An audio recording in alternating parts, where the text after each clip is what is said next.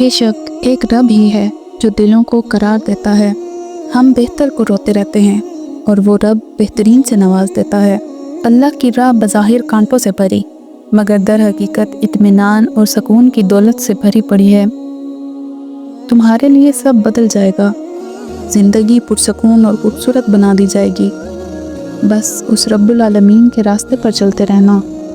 سب سے خوبصورت رشتہ اور تعلق رب العالمین کے ساتھ ہے، جس پر بھروسہ کبھی ہارنے نہیں دیتا، جس پر توکل کبھی غم میں مبتلا نہیں ہونے دیتا، جس سے امید کبھی مایوس نہیں ہونے دیتی، جس پر یقین کبھی خالی ہاتھ نہیں لوٹاتا، جس پر ایمان کبھی بہکنے نہیں دیتا، جس کی طرف توجہ کبھی بھٹکنے نہیں دیتی، جس کا رب اس کا سب۔ بس تم ہمت نہ ہارنا، خود کو اکیلا نہ سمجھنا۔ اللہ تمہارے ساتھ ہے، وہ تمہاری زندگی سے سارے غم، مشکلیں، تکلیفیں ایسے نکال دے گا کہ تم حیران رہ جاؤ گے۔ اللہ جو کرتا ہے اچھے کے لیے کرتا ہے، تم نہیں جانتے مگر وہ خوب جانتا ہے۔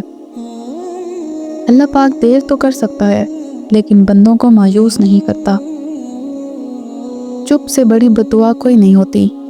جب بندہ بولتا ہے تو قدرت خاموش رہتی ہے، اور جب بندہ خاموش ہو جاتا ہے تو قدرت انتقام لیتی ہے، اور قدرت کا انتقام بہت برا ہوتا ہے۔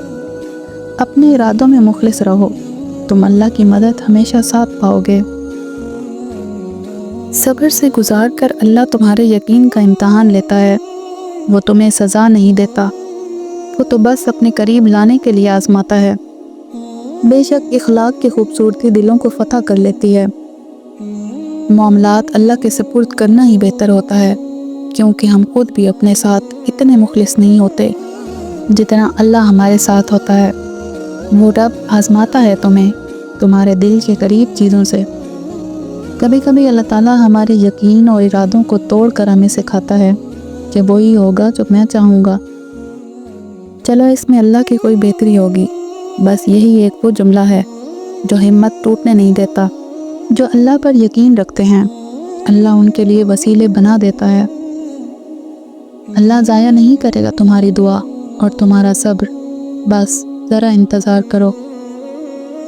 زندگی میں خود کو کبھی کسی کا عادی مت بنائیں، کیونکہ انسان بہت خود غرض ہے۔ جب آپ کو پسند کرتا ہے تو آپ کی برائی بھول جاتا ہے، اور جب آپ سے نفرت کرتا ہے تو آپ کی تمام اچھائیاں بھول جاتا ہے۔ کامیاب لوگ اپنے فیصلوں سے دنیا بدل دیتے ہیں، اور کمزور لوگ دنیا کے ڈر سے اپنے فیصلے بدل دیتے ہیں۔ سب کو دلاسا دینے والا شخص اکثر اپنے دکھوں میں اکیلا ہوتا ہے۔ اللہ کے فیصلے ہماری خواہشوں سے بہتر ہیں۔ اگر کسی کی تکلیف دیکھ کر تمہیں تکلیف ہونے لگے تو سمجھ لینا کہ تم اللہ کے بنائے ہوئے بہترین انسان ہو۔ کبھی کبھی اللہ تعالیٰ ایسی خواہشات میں ہمارا دل لگا دیتا ہے جنہیں ملنا ہمارے نصیب میں نہیں ہوتا۔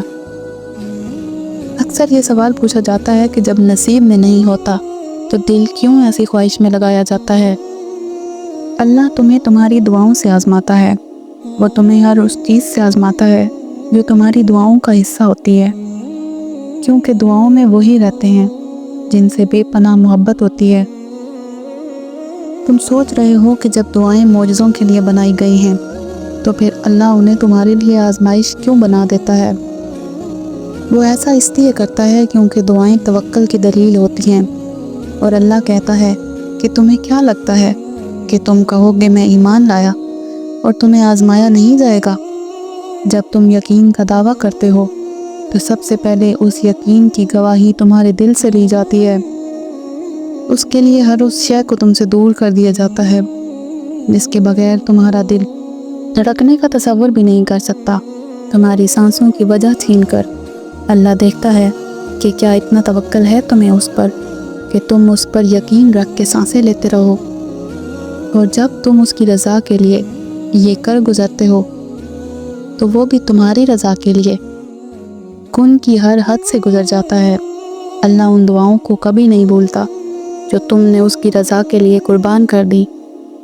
اللہ کے لیے جو کھو دیا جائے وہ کبھی بھی گم نہیں ہوتا، وہ پلٹ کر واپس ضرور آتا ہے، تمہاری دعاؤں کی قبولیت بن کر۔